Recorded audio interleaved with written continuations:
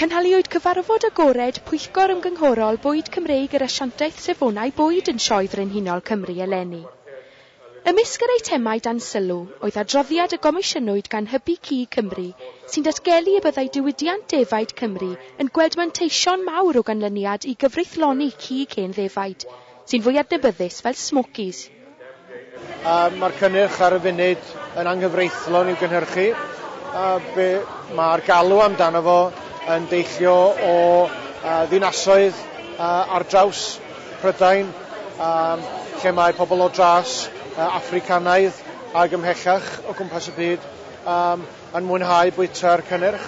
Da ni'n gwybod bod yna alw mawr am y cynnyrch, a nod ni felly ydy ceisio dod â y dystiolaeth wyddonol at ei gilydd mwyn sicrhau yr asiantaeth safonau bwyd a'r Comisiwn Ewropeaidd fod angen newid y gyfraith mwyn cyfreithloni y cynnyrch hwn. Y cam arall ydy hwn mewn broses hir o geisio casglu tystiolaeth i ddangos fod galw yn bodoli am y cynnyrch yn y lle cyntaf, fod posib buddsoddi mewn lladd-dai yng Nghymru mwyn gallu cynhyrchu Smokies mewn ffordd sydd ddim yn dylanwadu negyddol ar iechyd y cyhoedd, ond mae o'n broses sydd yn cymeryd amser maith a da ni'n disgwyl i hynny gymeryd blynyddoedd yn ytrach na misoedd.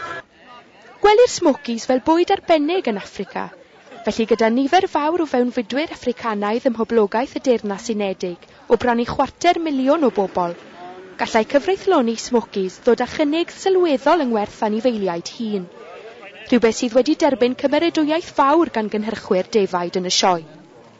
Mae'r adroddiad hwn gomisiynwyd gan Hybu Cig Cymru a Asiantaeth Safonau Bwyd yn amcangyfri bod yna fanteision o ddeutu 3 miliwn o bunnau i economi Cymru.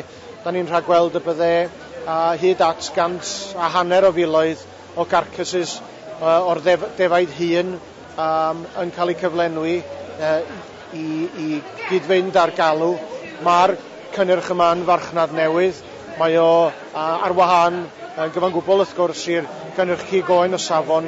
Da ni eisoes yn ei farchnata ar ran Cymru, ond gan bod yna alw am y cynnyrch, mae o'n bwysig bod ni yn gwneud beth gallwn ni i geisio cynhyrchu,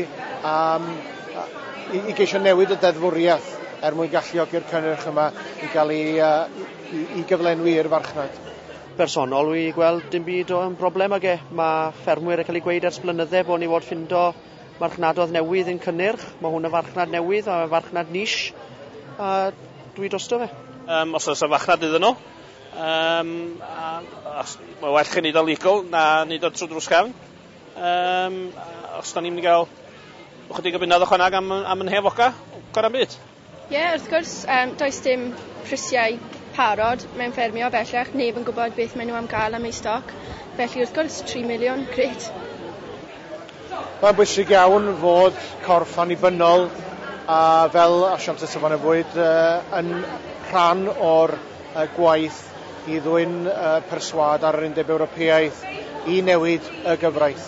Da ni'n falch iawn o'r gefnogaeth yna, a da ni'n gobeithio cydweithio gyda'r FSA i'r dyfodol mwyn ceisio newid y deddfwriaeth a cael cyflenwad o'r cynnyrch yma drwy lladd-dai trwyddedig a gobeithio manteisio ffermwyr yng Nghymru a hefyd ateb y galw am y cynnyrch.